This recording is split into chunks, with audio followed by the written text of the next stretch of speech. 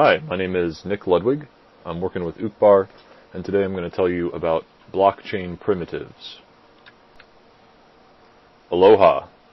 So I'm going to be telling you about blockchain primitives in terms of two goals that Uqbar has. And these aren't all the goals that Uqbar has, but these are two things that we would really like to accomplish. So the first goal is that we want reads and writes to chain state, and I might refer to this as rollup state. I'm really talking about the Uqbar rollup. We want reads and writes to chain state to be just as easy as reads and writes to local app state. So you can think about this in analogy with how urbit makes network or interacting with the network just as easy as writing to local app state.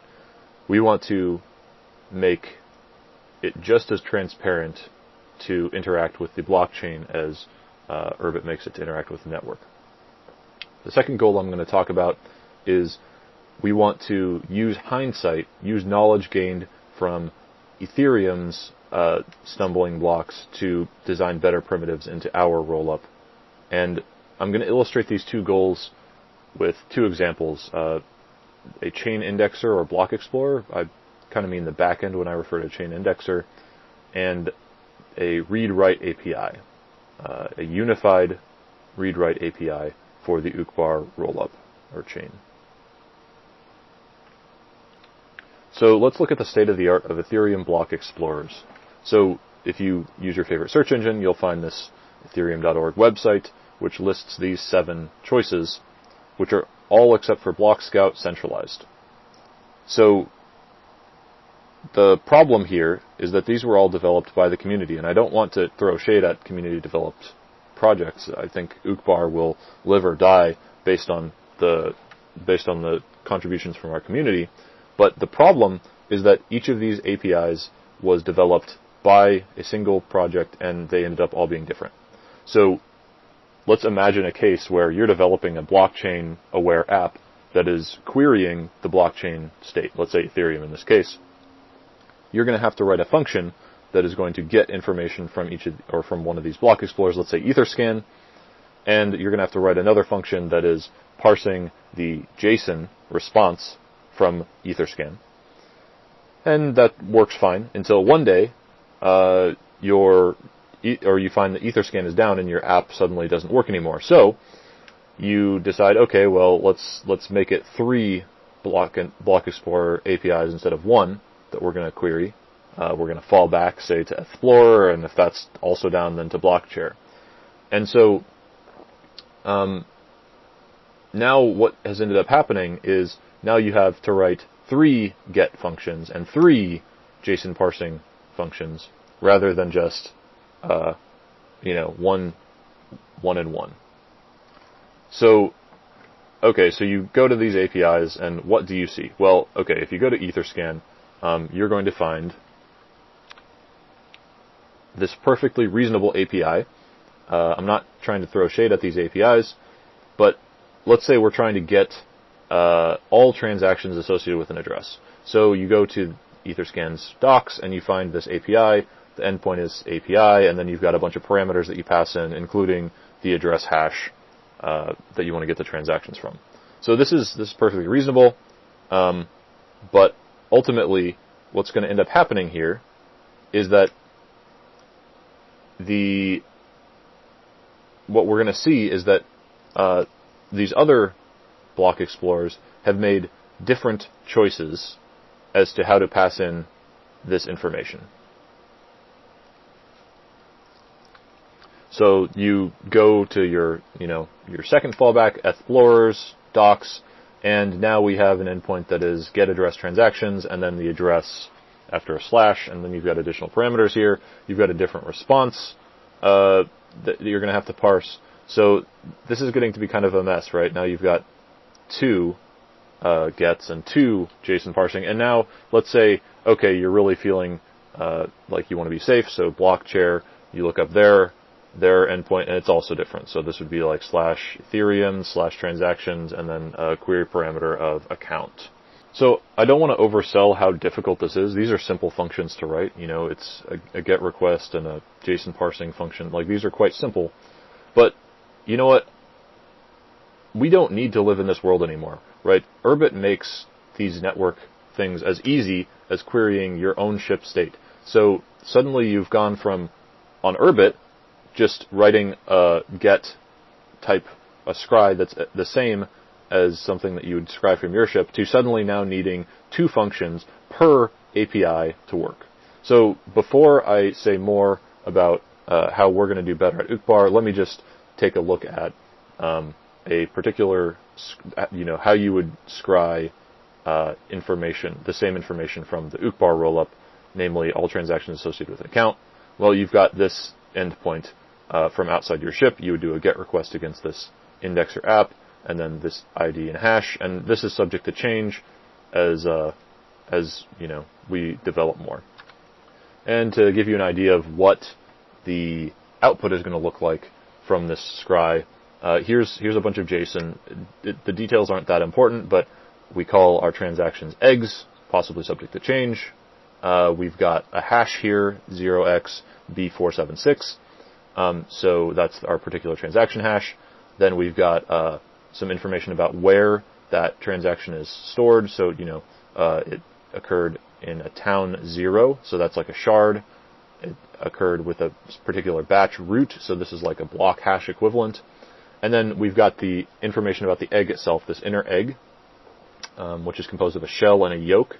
So the shell is information that is sort of the same for every transaction. So, where is it from, what account or what contract is it to, and then the yolk is more specific per contract that you're dealing with. So in this case, you can see an amount. So we are sending some number of tokens, but and that's encapsulated in this give.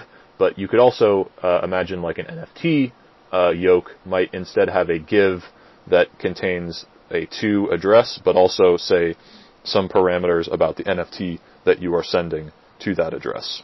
So now I'm going to tell you a bit about our plans to make a unified API for Uqbar blockchain reads and writes.